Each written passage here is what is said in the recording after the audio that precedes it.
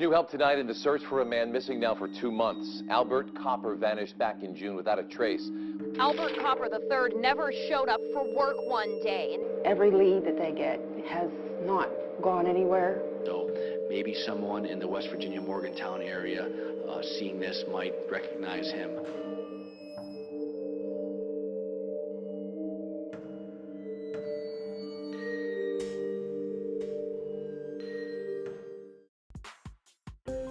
How many people right now know where you are?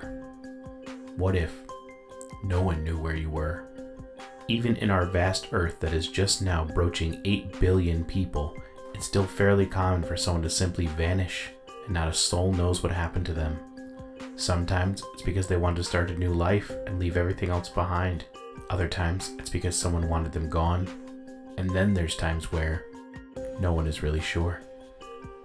Today's video covers such a case of a man who just disappeared, and no one is sure why.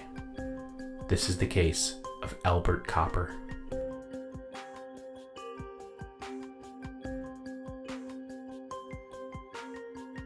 A resident of Avonmore, Pennsylvania, Albert Leroy Copper III was a fairly new father to his son Emmett Copper at the young age of only 28.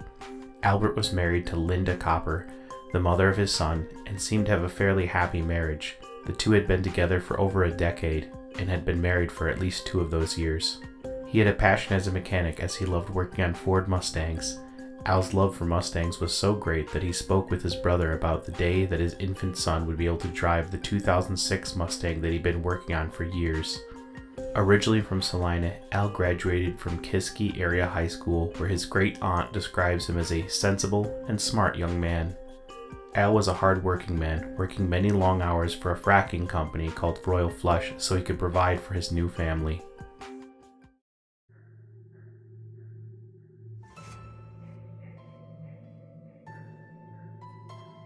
On the morning of June 6, 2013, Al would get up early, as he usually did, at 3:45 a.m. to go to work in the Spring Church area of Armstrong County.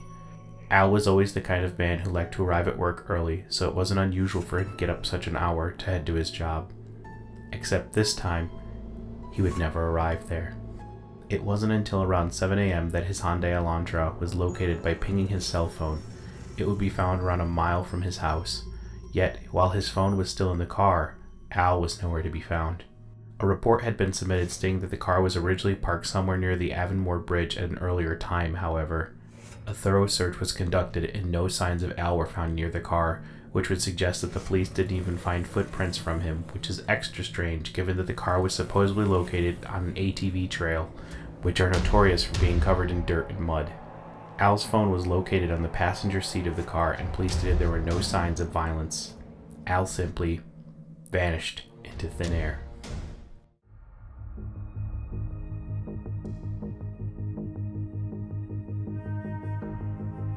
Naturally, given that there is a river not too far from where Al was found, police performed a 3-day-long search of the nearby river and woods. Yet despite extensive efforts, no trace of Al was found. This is particularly odd given that Al wouldn't have just left on foot, and if he had, there would certainly be some kind of footprints. Investigations turned out a surveillance tape from a convenience store where Al was recorded on the day of his disappearance between the hours where he left home and his car was found.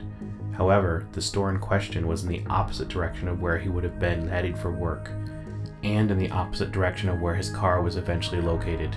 It's not known how Al got there.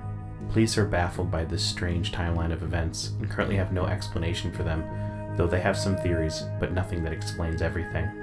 And certainly nothing that has helped them find Al. Al remains missing to this very day.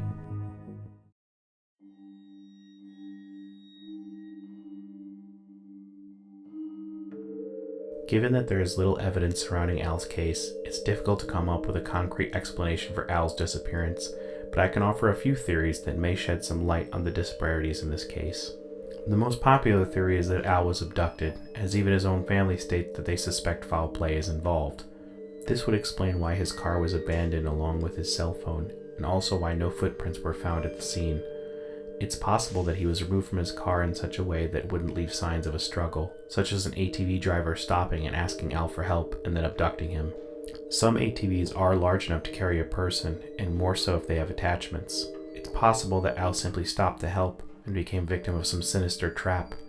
Al was not a particularly large man, standing at only 5 foot 7 inches tall, and the police had him listed at 140 pounds at the day of his disappearance. It would have been fairly easy for a larger man to overpower him. The problem with this theory, though, is it doesn't explain the convenience store footage of Al, or how no one saw an ATV driving around with an additional person on it, likely against their will, bearing Al's resemblance. It is possible that coincidentally such an ATV could have just not run into anyone else, and that the footage of the convenience store is just a very coincidental lookalike and not Al at all, but this is highly unlikely. If Al really was abducted, there's no clear evidence as to how. As shy of the aforementioned ATV theory that I just stated, any other method would require Al to be removed from where his car is to another location, and such a thing would likely create evidence of a struggle, footprints, and other various clues. Not to mention no attempt at a ransom has been made, which is one of the primary motivators for kidnapping. Furthermore, given Al's age, gender, and size, he probably wouldn't likely have been sold into sex trafficking either. The only theory that I can come up with that will explain away everything, though, is that Al likely disappeared voluntarily. Given the state of his vehicle, no signs of a struggle, and being seen in a convenience store in the opposite direction, the theory that Al disappeared voluntarily does fit and explains away everything. Al could have been picked up in another vehicle so as to leave his own behind in a manner that would throw investigators off as to where he went. It also explains why he left his phone behind and there were no signs of foul play. It's quite possible that Al simply decided he wanted to leave and didn't want anyone following him. The only issue is, why? Al was a fairly liked man, with a new family and no evidence of problems at home. It's not common for someone in Al's position to simply decide to leave behind a happy life for no apparent reason. Perhaps somebody was threatening him, or maybe someone was threatening his family, and Al left feeling it was the only way to protect them. There is one theory that police apparently have explored, though, and it could grant credence to Al disappearing voluntarily. Al had suffered a head injury about a year prior to his disappearance, where apparently he broke his kneecap and a metal sign fell down on top of him, hitting him in the head at the same time while he was working for a welding company. In some cases, when people suffer head injuries, they can actually behave quite normally for a prolonged period of time, before any effects of the injury are observed. The brain is a mysterious organ after all. It's quite possible that the head injury could have caused Al to behave in a manner that he normally wouldn't, and thus made him decide to disappear, or even possibly forget who he was, and then wander off. I personally believe this is the most plausible theory, as it does explain away some of the inconsistencies in the evidence.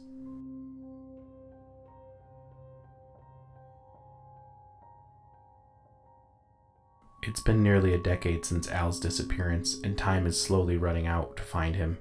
The police haven't made any progress in years, but maybe, just maybe, somebody watching this video knows something that could help Al's family find him. Al was reported as last seen wearing blue jeans, a gray t-shirt, and a black Peterbilt cap, and tennis shoes. His hair and eye color are both brown. He is 5'7" and 140 pounds, Caucasian. If you have seen Al, or have any information that could lead to finding him, I urge you to contact the police in Pennsylvania State. Maybe one day we can all see Al find his way home to his family who miss him dearly. Until that day, Al remains a missing person, a man who had a story all his own that now is lost. Hopefully, one day he'll come back and tell his story of what had happened to him. Thank you so much for watching. Be sure to hit the like button on the video and subscribe to see more videos like this one, and hit the notification bell so you're alerted when new videos come out. And remember, curiosity of the unknown can often wisp us away.